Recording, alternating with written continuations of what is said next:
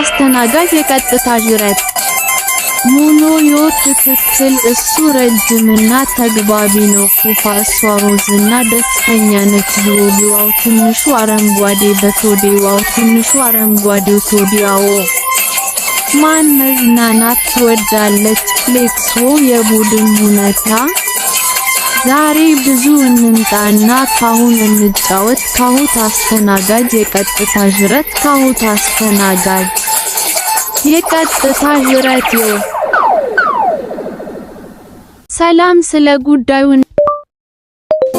ሰላም ስለ ጉዳዩ እንነጋገር። አይፎን 17 ተከታታዮች በአየር ውስጥ ተለዋዋጭና 17 ፕሮ እንደ ማግሴፍ ከፊል ጋር ሲሆኑ አይፎን 17 ከ16 የተሻለ ነው። በአይፎን 17 ፕሮ ውስጥ ያለው ነገር ደካማ ነው።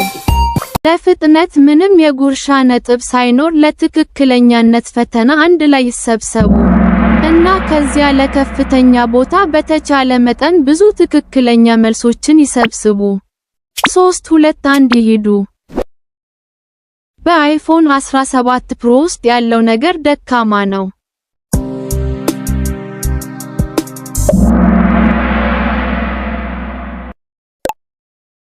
አይፎን 17 ተከታታይ በአየር ውስጥ ተለዋዋጭ ነውና 17 ፕሮፌሽናል ከፊል ማግሳፌ ነጭ አይፎን 17 ከ16 ይሻላል።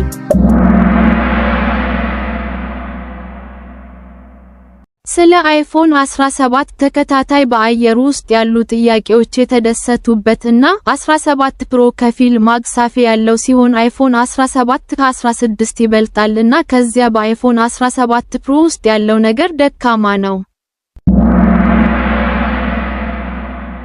ከረሜላ ዶሮ 3 2 1 ሂድ። መጀመሪያ ዶሮውን ቆርጠህ ጣለው። ከዚያም ጥቂት ጊዜ ጣል አድርገው ቀላቅለው። ከዚያም ነጭ፣ ቀይና ቡናማ ጨው ጨምርበት።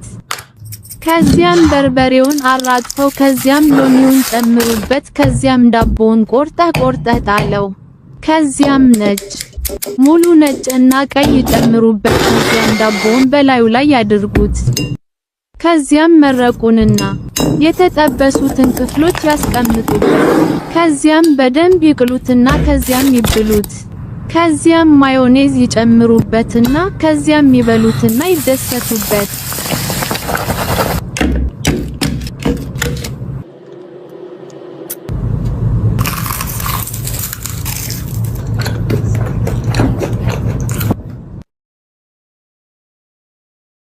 መጀመሪያ ዶሮውን ይቆረጡና ጥቂት ጊዜ ይጣሉትና ከዚያ ይቀላቅሉትና ነጭ፣ ቀይና ቡናማ ጨው ይጨምሩበት።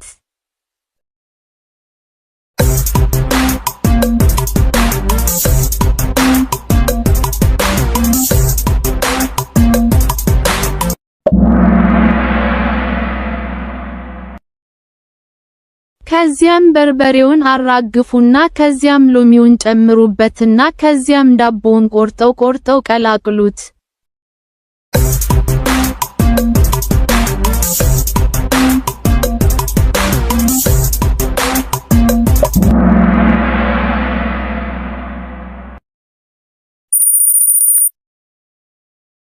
ከዚያም ነጭ፣ ሙሉ ነጭ እና ቀይ ቀለም ያስቀምጡና ከዚያም ዳቦውን በላዩ ላይ ያድርጉት። ከዚያም መረቁንና የተጠበሱትን ክፍሎች ያስቀምጡ።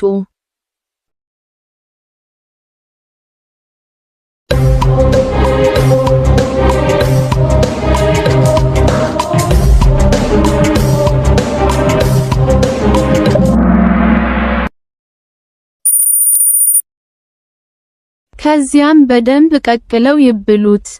ከዚያም ማዮኔዝ ይጨምሩበት። ከዚያም ይበሉትና ይደሰቱበት።